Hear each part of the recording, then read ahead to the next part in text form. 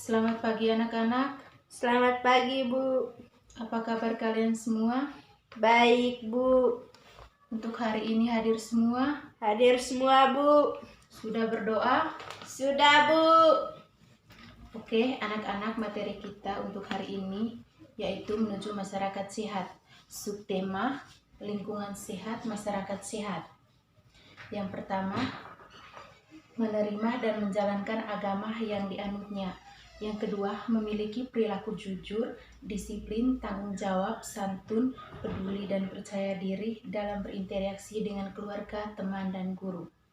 Yang bermaksud di sini anak-anak, kita itu harus berperilaku jujur dengan orang tua, guru, dan teman siapapun.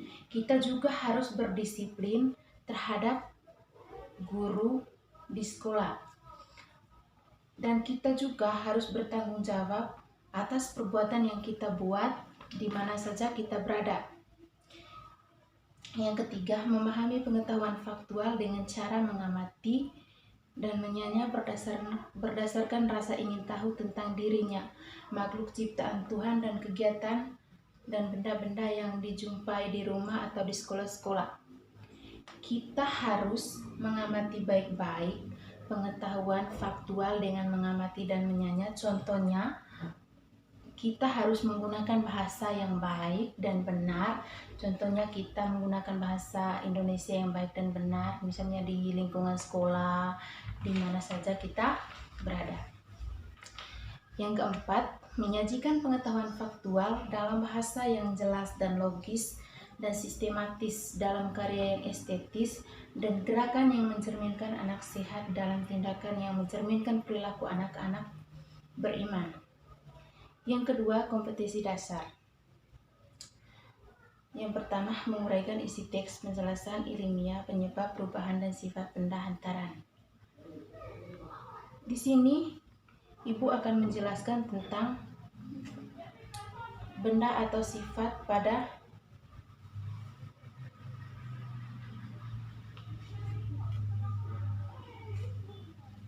benda-benda yang ada di buku ini.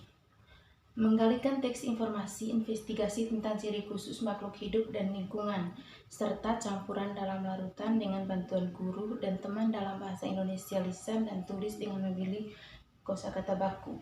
Misalnya kita membuat sebuah laporan. Kita membuat sebuah laporan itu harus menggunakan kosakata yang benar. Harus menggunakan kosakata yang benar, menggunakan kata-kata yang jelas. Yang ketiga, mengamati dan mengelolakan atau menyajikan teks laporan investigasi tentang ciri makhluk hidup dan lingkungan. Kita harus mengamati baik-baik apa yang ada di lingkungan tersebut. Kita harus membuatnya juga dengan baik.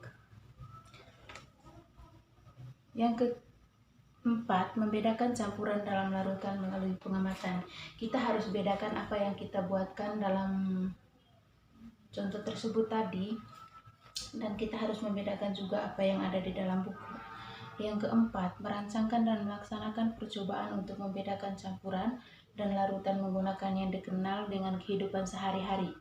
Kita juga harus merancang baik atau menggunakan dengan baik apa yang kita lakukan setiap hari.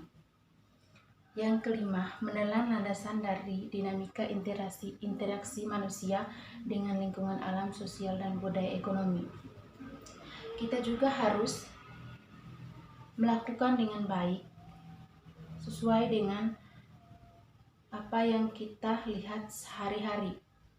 Yang keempat, menyajikan hasil mengenai landasan dinamika interaksi manusia dengan lingkungan alam, sosial, budaya, dan ekonomi berbagai bentuk media, gambar, foto, dan lainnya. Kita harus mengamati atau menggambarkan suatu media yang ada di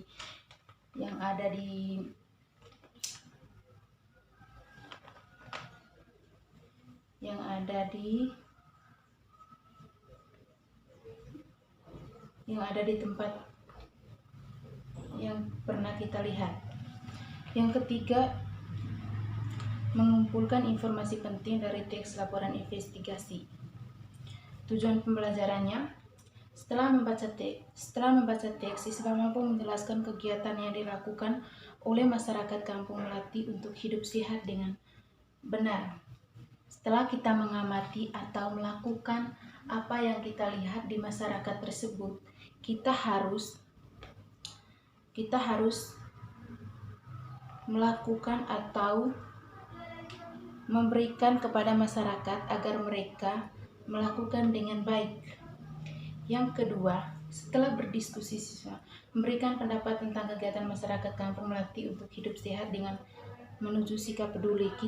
Kita juga harus mengajarkan kepada masyarakat supaya mereka melakukan dengan baik apa yang mereka lakukan di daerah tersebut. Materi pembelajarannya, teks laporan, investigasi, menulis laporan, campuran dan larutan. Yang keempat, pengaruh perilaku hidup sehat di lingkungan masyarakat. Pendekatan dan metode pembelajaran. Yang pertama, pendekatan saintifik. Yang kedua, strategi comparative learning, teknik example, non-example, metode penugasan, tanya jawab, diskusi, dan ceramah. Kegiatan pembelajarannya, guru itu harus memberikan tugas kepada siswa sebelum pulang sekolah. Siswa bertanya kepada guru apa yang belum mengerti. Sebelum keluar kelas, siswa harus berdoa dan mengucapkan salam sebelum pulang.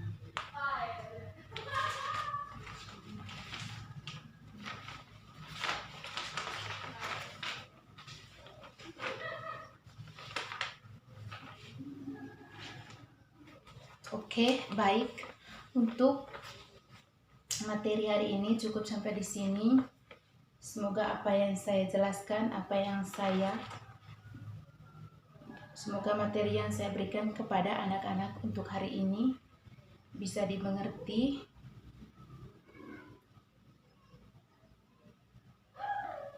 Materi kita untuk hari ini cukup sampai di sini.